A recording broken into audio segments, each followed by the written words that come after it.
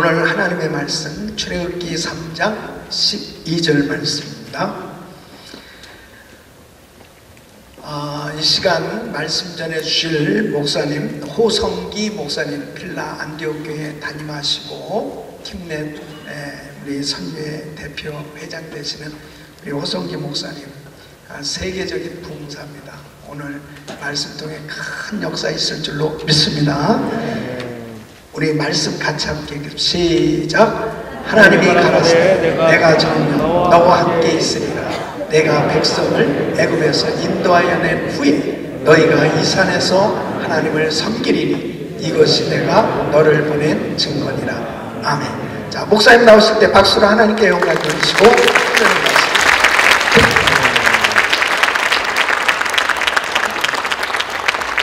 생명이신 주님을 찬양합니다. 허물과 죄로 완전히 죽었던 저희들, 우리 주 예수 그리스도의 대속의 죽으심으로 우리의 죄를 도말하시고 값으로 사서 주님의 종 되게 하시고 부활하심으로 우리에게 새롭고 살 길 열어주신 주님을 찬양합니다. 김내대회 첫날 저녁 시간입니다. 부족하고 연약한 종을 불쌍히 여겨주시고 오늘 첫 시간에 하나님 나타내시고자 하시는 새 생명의 진리의 말씀만을 잘 증거할 수 있도록 종을 말씀의 도구로만 사용하여 주시옵소서. 예수님의 이름으로 감사하며 간절히 기도 올리옵나이다. 아멘. 할렐루야. 옆에 뒤에 계신 분들하고 인사 좀 나누십시다. 이렇게 쳐다보시면서 참 환상적으로 생기셨습니다.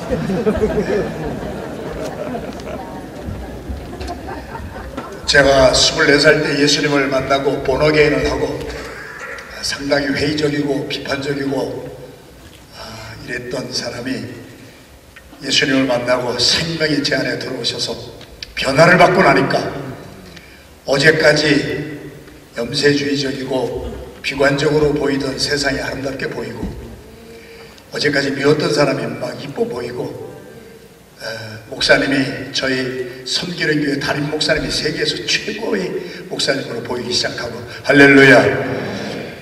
복음으로 말미암아 변화받으면 세상은 변하지 않아도 내가 변화받으면 살맛 나는 세상이 됩니다. 우리 변화받으신 마음과 눈으로 옆에 있는 걸 바라보시면서 참 환상적으로 생기셨습니다. 많이 사랑하시고 오늘 출애굽기 3장에 있는 말씀은 저와 여러분들이 너무나 잘 아는 말씀이기에 제가 요약해서만 말씀을 전하도록 하겠습니다. 오늘 3장 12절 말씀에 하나님께서 내가 너와 함께 하리니 반드시 너와 함께 하리니 내가 애굽에서 내 백성을 구원하여 낸 후에 이 산에 와서 나를 경배하리라. 할렐루야. 하나님이 함께 하시는 것은 돈이 아닙니다. 하나님이 함께 하시는 것은 어떤 프로젝트도 아니고 어떠한 이벤트도 아닙니다. 선교는 사람이 합니다.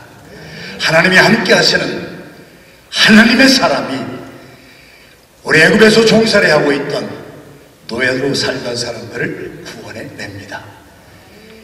옆에 있는 분이 한 나라를 구원합니다. 선교는 사람이 합니다. 할렐루야. 하나님이 함께 하시는 저와 여러분이 되시기를 주님의 이름으로 축원합니다.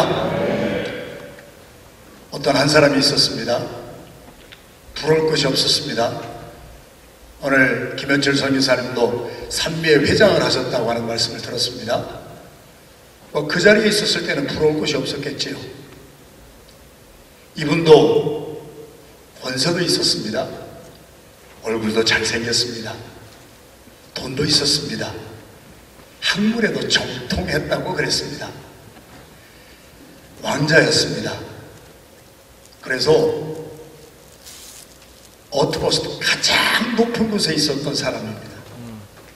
그런데 그렇게 존경받던 한 분이 한 방에 훅 갔습니다. 거러모스트로 완전히 추락했습니다. 우리 살면서 주변에서도 그런 분을 가끔 보잖아요. 굉장히 존경받던 분인데 하루아침에 추락합니다. 성경이 주시는 메시지는 단순합니다. 쌓아놓기는 오래 걸리는데 존경받는 데 걸리는 시간은 30년, 40년 걸리는데 추락하는 것은 순간입니다. 이 사람도 추락했습니다. 죄가 들어갔습니다. 분노를 이기지 못했어요. 사람을 쳐 죽였습니다. 살인자가 됐습니다. 그리고 도망갔습니다. 도망자가 됐어요. 숨었습니다. 미디안 광야로까지 갔어요. 광야에 갔더니 미디안의 제사장 루엘이라고 하고도 우리 이드로라고 하는 그 사람을 만납니다. 미디안의 제사장이라 하면 우상숭배는 우리 한국말로 하면 왕무당집입니다. 왕무당집. 그곳에 가서 그의 딸 십보라와 결혼합니다. 그리고 광야에서 잊혀진 사람으로 삽니다.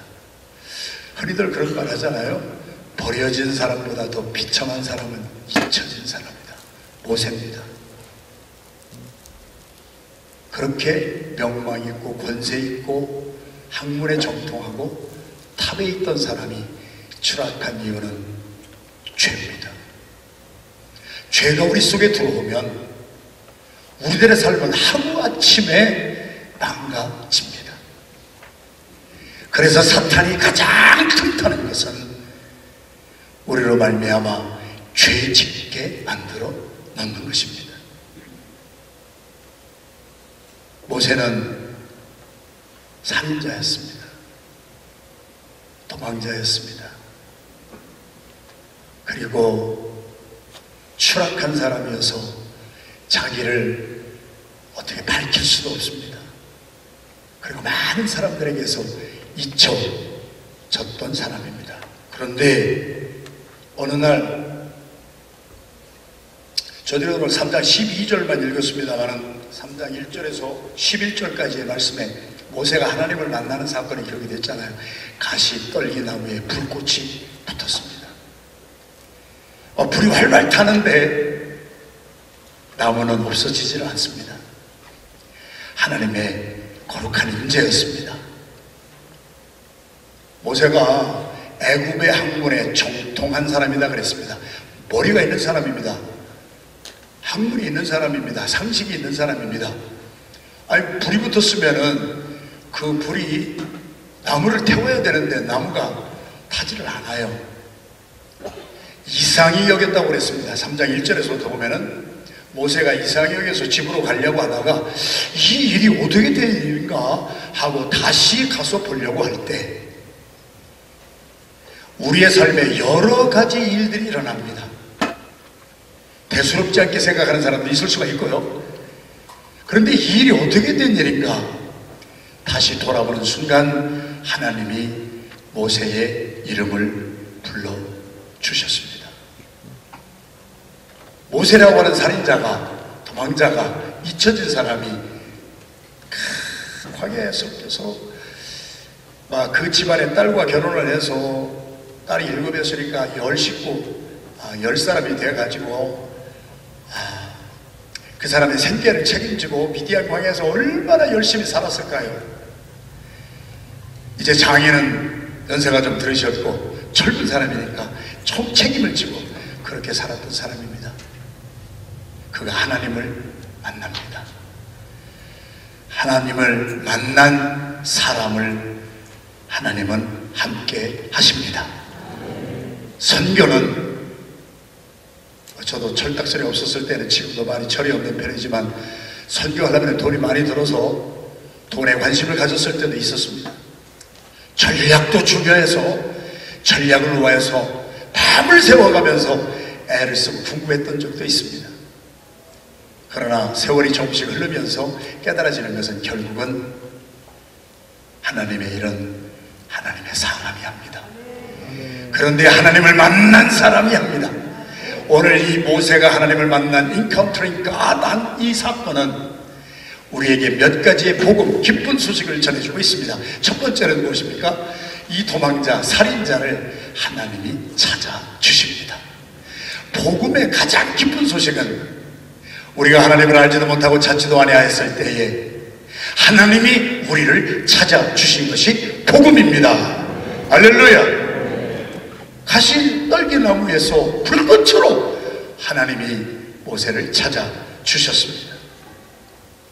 죄인을 찾아오시는 하나님이지요. 살인자예요, 도망자예요, 추락한 사람이에요. 그 사람 하나 없어도 하나님은 얼마든지 하나님의 일을 하실 수가 있을 거예요. 그러나 하나님은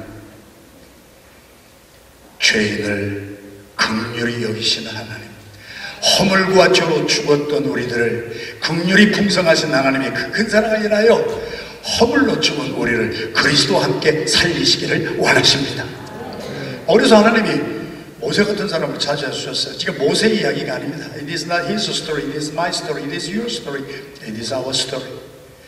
저희들도 내가 선교사가 되고 내가 목사가 되고 주의 일을 하는 종이 된 것이 내가 한 것 같아도 나 하나 없어도 허물과 죄로 죽었잖아요. 존재가치 제로, 소용성같이 제로였어요.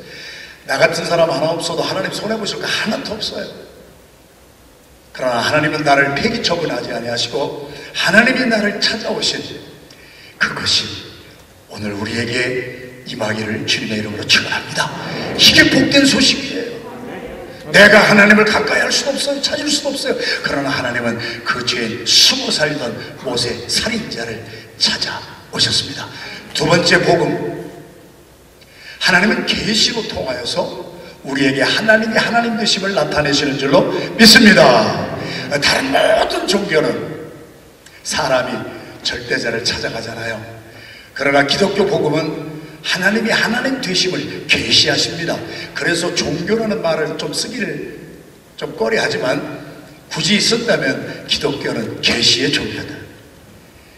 내가 내 식으로 하나님을 만들어가는 것이 아니라 하나님이 나는 이런 하나님이다. 할렐루야.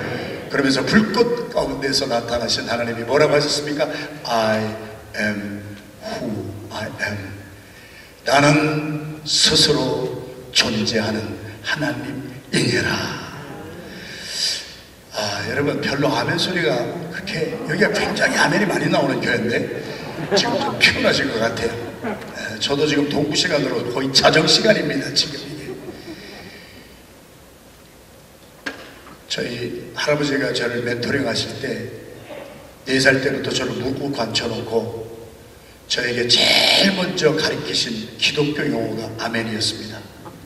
제가 4살 때부터 할아버지한테 멘토링 받았거든요. 순교자의 집안에서 태어나서 4살 때부터 새벽기도 다녔거든요. 할아버지께서 저를 무릎 꿇고 앉혀놓고 너는 순교자의 집안에서 태어난 장남이기 때문에 주의 종이 될 사람인데 주의 종은 다른 것에 욕심 갖지 말고 하나님의 말씀에 욕심을 갖고 하나님의 말씀이 떨어지면 다른 사람이 채가기 전에 내가 먼저 아멘으로 받아라. 할렐루야. 그래도 한 4분은 안 하고 계신데, 그래서 제가 제일 먼저 배운 단어가 아멘이에요. 저희 할아버지가 3가지 가르치셨어요. 무릎 꿇고 앉혀놓고 너는 주의 종이 될 사람인데, 저희 할아버지가 교회를 7개 세우시고 많은 돈을 벌으셨지만 다 교회 세우시고 평생 7교회 아이티너리 감리교 순회 전도사로 사셨어요. 그러면서 저한테 4살짜리한테 무릎 꿇고 앉혀놓고 저희 할아버지가 하신 말씀이 너는 주의 종이 될 사람이니까 3가지를 조심하고 살아라. 그러면 제가 아멘 아멘 했습니다. 4살 때부터. 첫째, 할아버지가 저를 바라보고 너는 여자를 조심해야 될 것이냐. 그러면 제가 4살 때 아멘 아멘 했어요. 뭔 소리인지도 모르고. 둘째, 할아버지가 보니까 주의 종들이 처음에는 다 순수하고 깨끗하게 시작하는데 중간에 타락하고 중간에 추락하는 이유가 돈 때문이더라고요. 돈 조심하고 살아라. 그러면 제가 아멘 아멘 했어요. 할렐루야. 거기까지는 제가 그래도 별 대가 없이 살았는데, 3번째는 지금도 못 지키고 옛날부터 못 지켰는데, 저희 할아버지께서 4살 때부터 저에게 말씀해 주신 것, 주의 종들은 강단에 섰을 때 성도들의 눈에 건강한 모습을 보이는 게 최고의 선물이다. 할렐루야. 청년님들에게서 아멘 소리가 이렇게. 주의 종이 강단에 섰을 때 비실비실 서면은 건강하던 성도들도 비실비실해지고 주의 종이 강단에서 강건하게 영육간에 강건하게 서 있는 모습이 최고의 선물이기에 주의 종의 모습을 보고 비실비실하던 성도들도 건강해진다. 할렐루야. 그러면서 제 할아버지께서 하신 말씀이 건강의 비결은 한 숟가락 더 먹고 싶다 할 때 숟가락을 딱 놔라. 그때부터 지금까지 저는 한 숟가락 더 먹고 싶다고 할 때 한 그릇씩 더 먹고 살아가지고 조금 건강을 놓쳤던 적도 있습니다만, 사랑하시는 성도 여러분들이요, 하나님이 우리에게 나타나셔서 보여주신 계시가 하나님을 만난 사람들에게 오늘 또 체험되는 역사가, 나는 왕권을 의지하고 살았고 금력을 의지하고 나의 지식을 의지하고 살았고 나의 세상에 잘난 것을 믿고 의지하고 살다가 내 힘을 믿다가 나는 살인자가 되고 나는 도망자가 되고 나는 사람들의 기억에서도 잊혀진 사람이 되었지만, 모세가 만난 하나님은 스스로 존재하시는, 나를 의지하지 않아도 나무를 의지하지 않아도 불꽃으로 함께 하실 수 있는 살아계신 하나님은 I am who I am. 그 앞에 돈 의지하고 살지요, 사람 의지하고 살지요, 내 배운 지식 의지하고 살지요, 교만방자하게 살았던 나의 삶은 그 하나님 앞에 무너져야 됩니다. 선교는 사람이 하는데 어떤 사람이 하느냐? 스스로 존재하시는 하나님 앞에 나를 믿고 살고 금권을 믿고 살고 권력을 믿고 살고 건강을 믿고 살고 내 학력을 믿고 살고. 제가 전세계 다니면서 집회를 인도하다가 한 교회 갔더니 PhD가 195명이 앉아있는 교회에서 담임 목사님이 저한테 그러시더라고요. 왜 저한테 주눅을 주려고 그랬는지. 목사님, 오늘 앉아있는 분들 중에 195명이 PhD입니다. 그래서 저보고 어떡하라는 거예요. 그래서 제가 PhD 때문에 주눅이 들 것 같아서 올라가가지고 저도 그냥 가만히 있어야 되는데, 제가 그랬어요. PhD란 Doctor of Philosophy가 아니라 퍼머넌트 헤드 데미지 받은 사람입니다.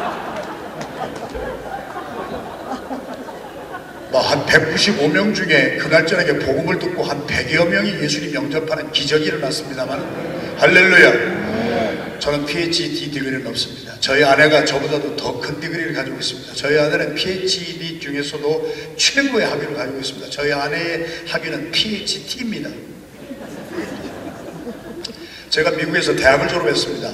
28살 나이에 미국 대학교 1학년을 다시 들어가서 미국 4년제 대학을 정식으로 32살에 졸업했습니다. 미국 대학을 32살에 졸업할 때 저한테는 상을 안 주고 학교에서 총장님이 저희 아내한테 PhD 디그리를 줬습니다. PhD보다 한 단계 높은 디그리입니다. PhD란 Putting Husband Through. 얼마나 내조를 잘했는지. 남편을 드랍아웃 시키지 아니하고 4년을 잘 공부해서 남편을 잘 졸업시켰다고 하는 저희 아내는 PhD 디그리를 가지고 있습니다. PhD건 스스로 존재하시는 하나님을 만난 사람은 그 앞에 부러지게 되어 있습니다. 복음의 세 번째는 잊혀진 사람이에요.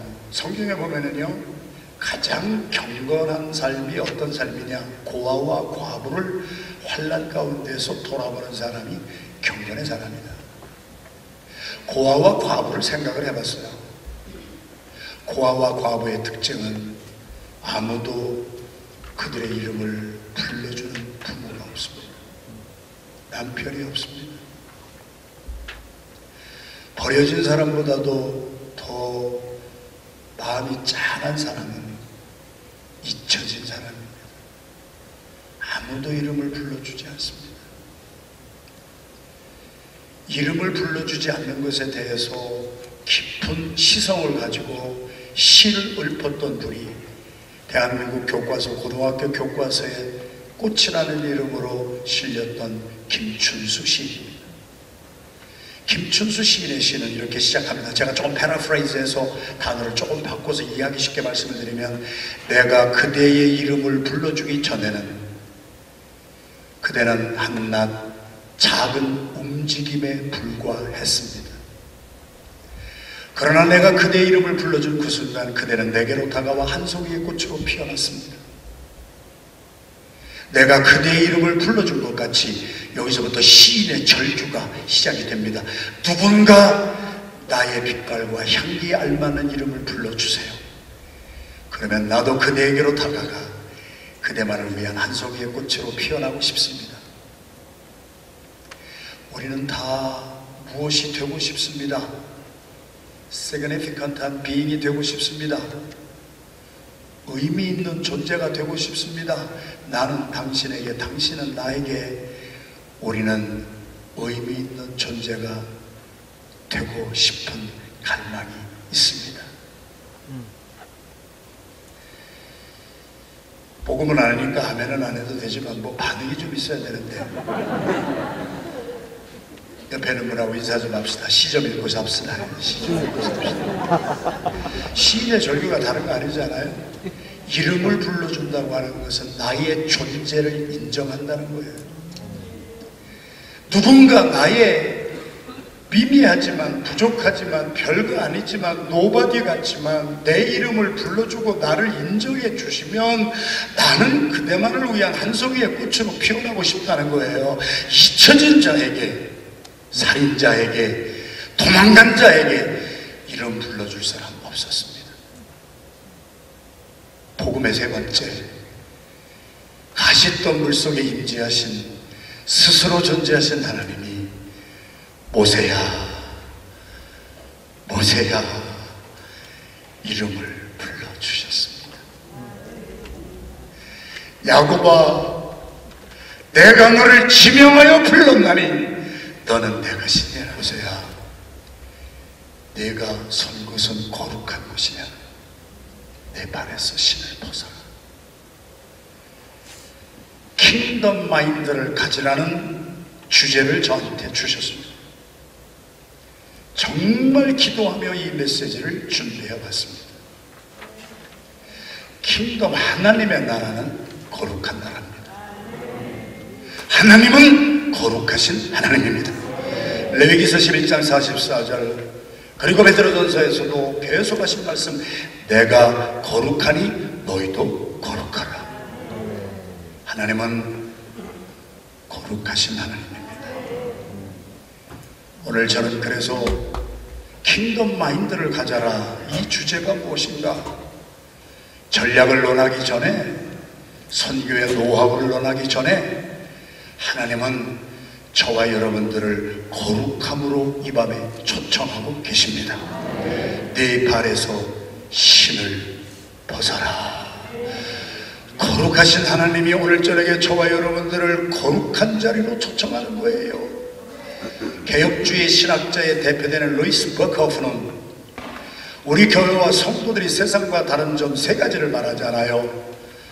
우리 교회는 보편성이 있어야 되고 통일성이 있어야 되고 거룩성이 있어야 된다.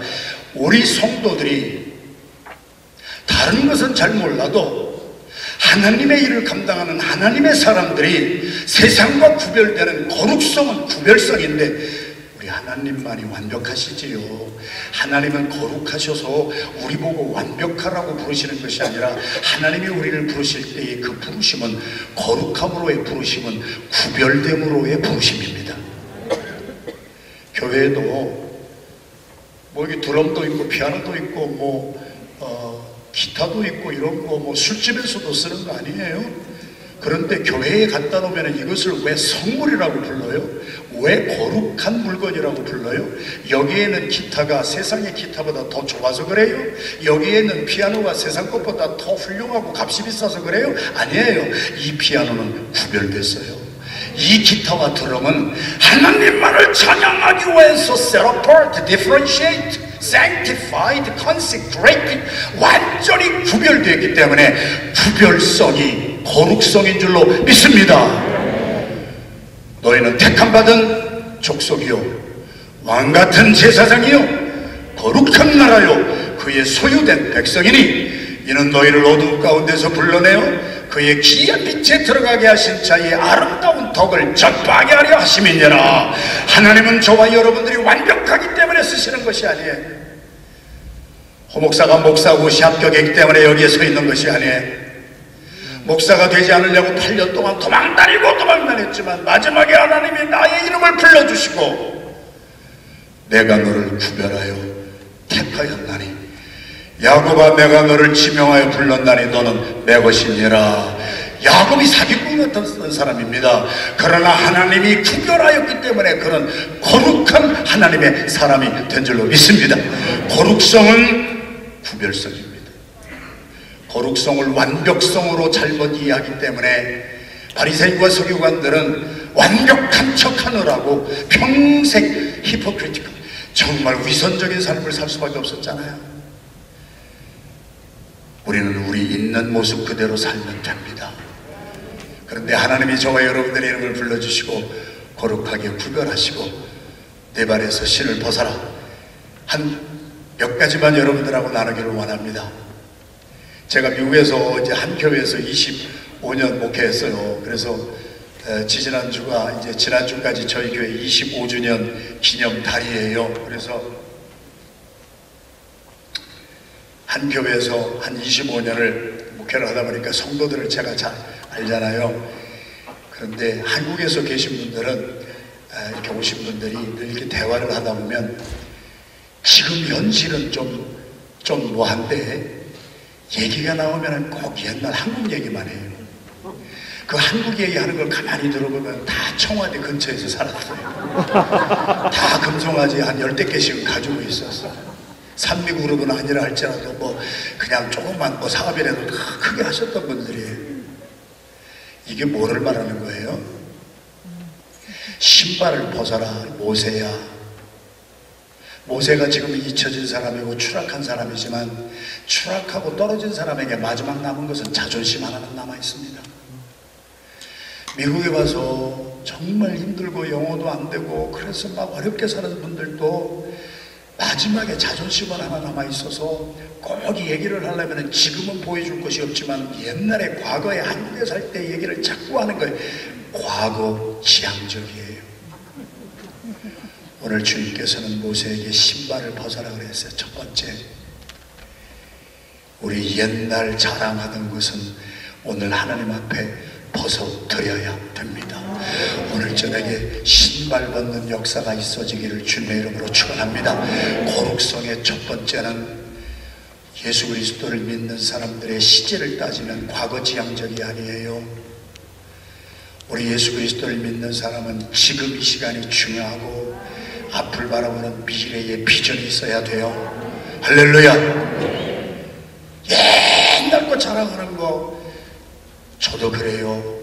어떤 때 설교하다 보면은 오늘 내가 주님으로부터 받은 은혜보다도 내가 20년 전에 받았던 은혜를 자꾸 또 꺼내다가 물론 간증이니까 할 수는 있지만 하나님은 오늘 이 시간에도 새로운 은혜를 주시고 과거지향적이 아니라 오늘에 주시는 하나님의 은혜, 매일매일 주시는 만나를 통한 하나님의 축복이 우리의 삶에 임하기를 주님의 이름으로 축원합니다.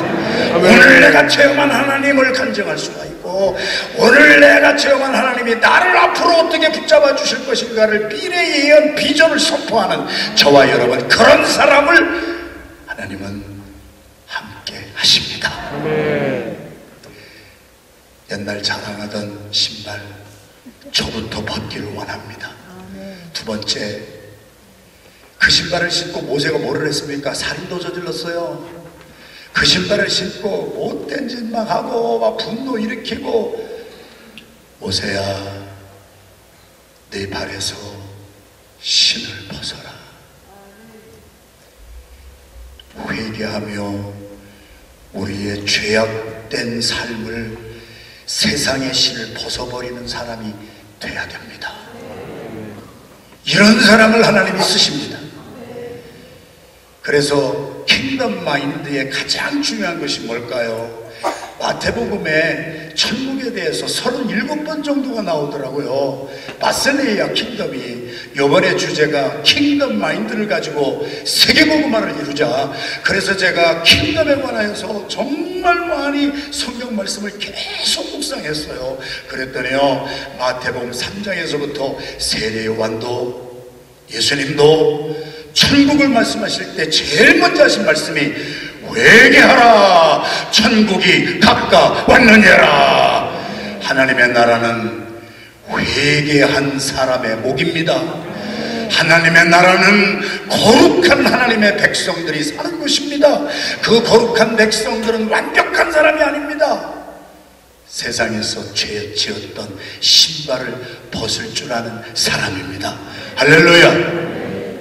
여러분, 킹덤에 대해서 잠깐 주님이 주시는 대로 한번 생각을 한번 해보십시다. 예수님이 마태복음 5장, 6장, 7장 산상수훈장에서 천국에 관하여서 말씀을 나누실 때 이렇게 말씀하셨습니다. 마태복음 5장 20절 이하의 말씀에 너희의 의가 서기관과 바리새인보다 더 낫지 못하면 결단코 천국에 들어가지 못하리라. 하나님의 나라 그렇게 우습게 아무나 들어가는 거 아니래요. 제 말이 아니니까 여러분, 그냥 성경에 예수님이 하신 말씀이 선포되면 아멘으로 받게 되기를 원합니다. 히브리서 1장, 옛날 구약시대에는 하나님이 우리에게 선지자들을 통하여서, 선견자들을 통하여서, 자연계시를 통하여서 하여튼 역사를 통해서 여러 가지로 모양으로 말씀했지만, 지금 이 시대에는 하나님은 예수 그리스도를 통하여 우리에게 말씀하시느냐라. 할렐루야. 예수님이 말씀하실 때 호목사야, 너의 의가 서기관과 바리새인보다 더 낫지 못하면 너는 결코 천국에 들어가지 못하리라. 저는 땡이에요. 땡 소리 들었어요. 제가 서기관과 바리새인보다 의가 낫지 못한 것을 제 스스로가 알아요. 여러분도 땡입니까? 너무 졸리셔서 그런가 이렇게 대답이 없으세요. 자, 마태복음 19장에 가면은요, 계속 하나님이 마태복음에서 37번 이상 천국에 대해서 말씀을 하시는데요, 요번 우리 김내대회 주제가 킹덤, 천국이에요. 내가 만약에 돈을 좀 가지고 있다면, 돈 좀 가지고 있는 사람이 천국에 들어가는 것은 낙타가 바늘기로 들어가는 게 쉽지 결코 천국에 들어가지 못하리라. 또 땡이에요. 나는 땡이에요. 그런데 복음이 복음인 것은 하나님이 우리가 못하는 것을 말씀하신 후에 마태복음 19장 26절 이하의 말씀에 우리의 힘으로는 할 수는 없으나 하나님은 모든 것을 하실 수가 있느니라. 이게 복음이라고 해요. 이게 복음. 우리의 힘으로 할 수 없는 것을 하나님이 하게 하시는 것, 그것은 다른 거 아니에요. 낙타를 제가 보니까요, 일봉 낙타도 있고 쌍봉 낙타도 있는데요, 그런 낙타가 일봉, 쌍봉 이런 거를 가지고 어떻게 바늘기로 들어가요? 하나님으로서는 하실 수가 있대요. 성령의 감동이 있는 사람은요, 우리 주님 앞에서 나의 죄를 회개할 줄 압니다. 제가 예수 믿고 오늘까지 가장 하나님 앞에 감사드리는 것은, 예수 믿고 거듭나기 전에는 무슨 죄를 저질러도 그게 죄가 죄인 줄을 몰랐어요. 그런데 예수님이 나의 삶에 들어오시고 생명이 나의 안에 들어오시고 나니까 하나님이 기뻐하지 아니한 죄를 지으면은요, 즉각적으로 그것이 회개가 됩니다. 할렐루야. 세상에서 가장 불쌍한 사람은 양심의 화인을 맞아서 회개하지 못하는 사람, 천국에 들어가지 못하는 사람은 회개가 없는 사람. 그러므로 예수님도 회개하라. 그러면 천국이 너에게 임하리라. 할렐루야. 제가 부끄러운 간증 하나, 하다 보면 이런 간증은 안 했으면 좋겠는데 예정이 없는데 또 생각이 나서 합니다. 제가 신체가 굉장히 건강 같은데 우리 한경 목사님하고 저하고 만나면 서로가 늘 하는 얘기가 우리 건강 때문에 얘기를 하거든요. 한 목사님도 잠을 못 자고 그러고 막 전 세계 돌아다니고 하니까 막 눈에서 실핏줄에서 막 터져가지고 눈에서 피가 많이 나고, 저도 똑같고, 저도 스트로크가 2번이나 왔어요. 스트로크가 2번이나 와가지고 피가 철철 나고 그러는데, 그래도 하나님께 저만큼 만져주셔서, 어떤 분이요, 이 이 양파를 레드와인에다가 푹 담궈가지고 그거를 자기 전에 한 잔씩 약으로 먹으면 콜레스테롤 다 없어지고 괜찮다는 거예요. 의학적으로 해보니까 양파를 오래 담가서 숙성시키면 알코올 성분은 싹 없어지고 콜레스테롤을 죽이는 성분이 된다고. 어떤 분이 저한테 스트로크를 2번 맞고 나니까 양파를 탁 재가지고 포도주를 갖다 줬어요. 그 약이라고 생각하고 그리고 자기 전에 조금씩 먹었는데 냄새가 너무 고약해서 반도 못 먹었어 사실은. 근데 누가 주는 거 함부로 먹을 거 아닙니다. 그분이 내 건강을 위해서 준다고 해놓고서요. 그리고 저한테 분명히 교육을 시켰거든요. 목사님 이거는 술이 아니에요. 이거는 양파로 숙성을 하면 알코올 성분이 다 없어지기 때문에 약으로만 드셔도 돼요. 분명히 자기가 자기 입으로 말했거든요. 근데 저희 교회 다니는 성도는 아니에요. 그런데 그분이 저하고 무슨 일이 있어서 삐져버렸어요. 삐져버리고 났더니 그분이 동네방네 다니면서 호 목사는 포도주도 잘 마셔. 그래서 남이 주는 거 잘 먹어야 돼.